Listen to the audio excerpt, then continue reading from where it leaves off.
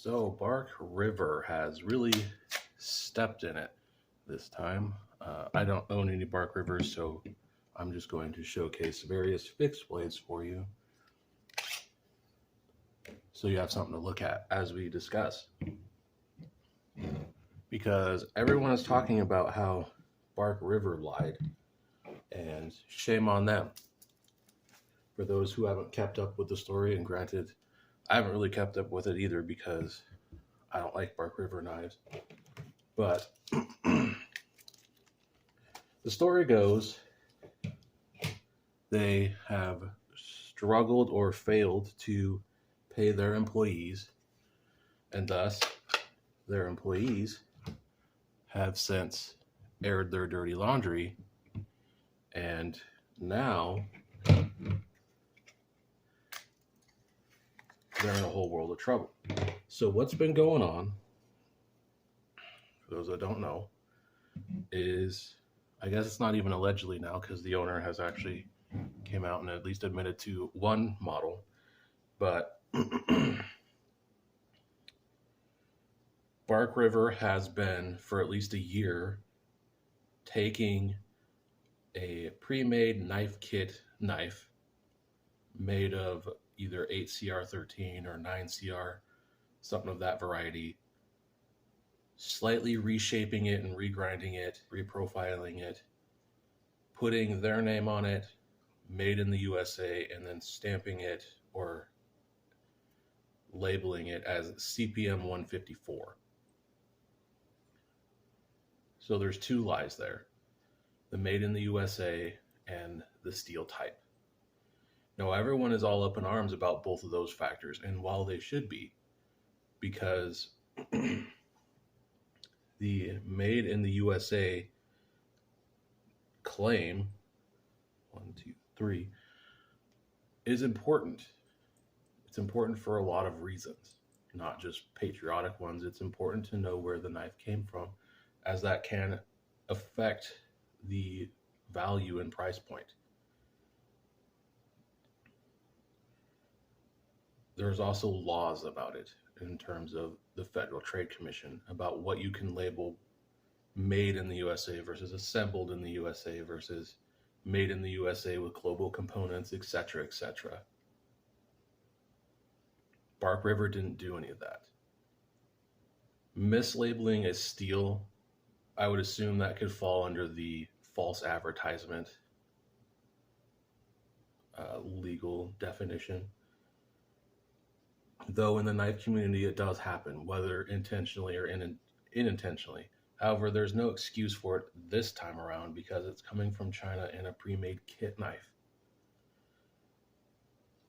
The problem, though, that I want to talk about is that Bark River has unintentionally exposed the knife community for being a bunch of frauds, and especially the YouTuber community. Now, granted, there are people out there that did not like Bark River before this whole debacle happened, like last night.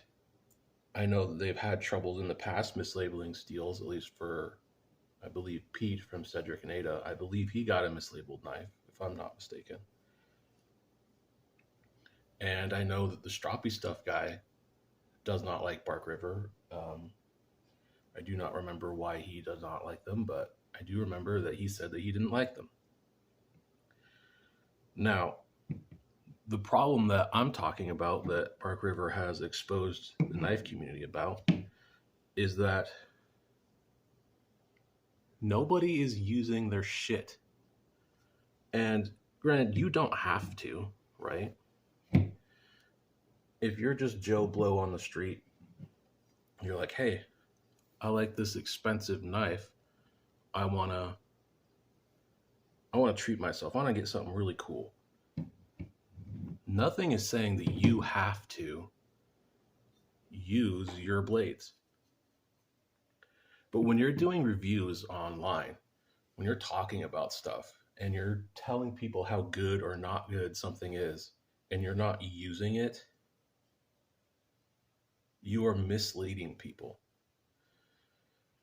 So there's a couple of things about this whole debacle that are aside from Bark River's ethics I want to talk about from the knife community perspective. And that is that either people aren't using these things or aren't using their knives, which is a big part of the problem. Another part of the problem is that people think there's these huge gaps between 1095 and all these other steels, and oh my god, OS8 versus CPM 154. There's such a huge gap there. You should be able to notice all those extra cuts that you get with CPM 154. Well, when you're in a controlled environment and you're counting, say, the number of feet that you're cutting, or you're counting, you have a pre-measured strip of something and then you're cutting that into the same, you're doing the same number of cuts to that controlled media, then yes, you can notice the difference. However, I've tested this myself in a more real world environment where you're just cutting stuff without worrying about how long this strip is or how many cuts you're getting, how many feet you're cutting through. And the real thing is that in the real world, when you're not counting stuff, it's much, much harder to notice a difference. So that's another thing, is that people just can't notice it unless you're specifically testing for it and you're accounting for variables. So what I'm getting at here is that Bark River did it bad. And I don't think they should be forgiven. I don't like Bark River. I've never liked Bark River. They commit the sins that I don't like, which is a lot of their designs are pretty straightforward and very uninspired. And they also do things like take great handle materials like micarta and G10 and polish them and destroy any value that they actually have. And they're expensive, and their sheaths are gay and lame. However, all that aside, it is not acceptable to lie about country of origin or steel. However, the people that have been pushing Bark River, and specifically they've either talked about this affected model, which I don't know what the confirmed affected model is, so forgive me on that, but anybody who's been pushing that or been claiming how great Bark River is and has been basically running interference for them, there should be a huge question mark next to them and how ethical they are, how truthful they are.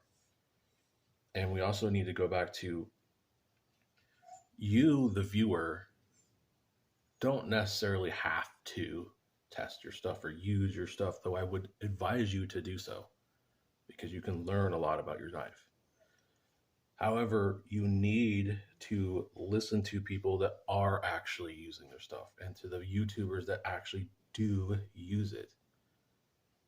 Perhaps they get a bad one, but every single one of these knives on the table and every single knife that I'm going to show you in the future or to do a review on, I have used it for reasons like we have just discussed. Any doubts that this knife has been beat to absolute hell? Doubt it. And some of these knives have better coatings and they last longer and they don't wear as well, but I've used all of these. This is a grail knife for me, and I've used it a bunch. If you're going to do reviews and if you're going to talk about steel properties, about knife design, about all this stuff, you have to use it. Otherwise, you have no information to share. But yet people get these knives that are brand new out of the box. They act like they've used it. They act like they know what it is. They act like they know what how the steel is. And they give definitive statements about how it will act, how it will perform, how it will cut. This is a big problem. And I think Bark River has kind of helped shine a spotlight unintentionally on this issue. Anyway, just wanted to rant. Hopefully someone enjoyed. Talk talk to you again.